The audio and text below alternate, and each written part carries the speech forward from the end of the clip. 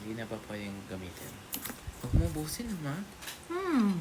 May mga moments talaga na bigla na ako nagkikrave ng Singaporean food. Buti na lang may malapit na hawker chan dito, 5 minutes walk lang from our place. Ang gusto ko dito masarap na, affordable pa. Hindi mo na kailangan gumastos ng malaki para ma-experience yung authentic Singaporean flavors. O di ba ang mura ng complete meal nila? Kung i-convert mo to sa Singapore dollar, wala pang $10.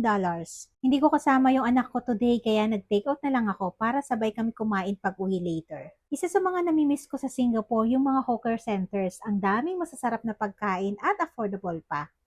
Good food doesn't have to be expensive. Sometimes, it just brings back beautiful memories. Kapag kway chow o tsaka chicken rice, ang sarap partneran ng pickled green chili. Try nyo, magugustuhan nyo rin for sure.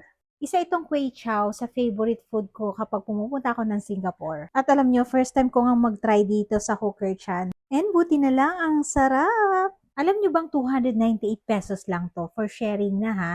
Tignan nyo naman yung mukha ko. Talaga namang craving satisfied. Medyo marami yung serving nila. Actually, kaya ko nga tong ubusin lahat. Ganon kapag gustong gusto mo ang isang food, di ba? Pero kasi favorite din to ng anak ko eh. Hindi ako ganun kahilig sa mga bihon, pero itong kway chow, the best. Tingnan nyo naman, sunod-sunod yung subo ko. Parang di na yata ako humihinga. Sarap din to. Wow. Lahat masarap, no? Sabi masarap sila, ha? Ang fairness, masarap.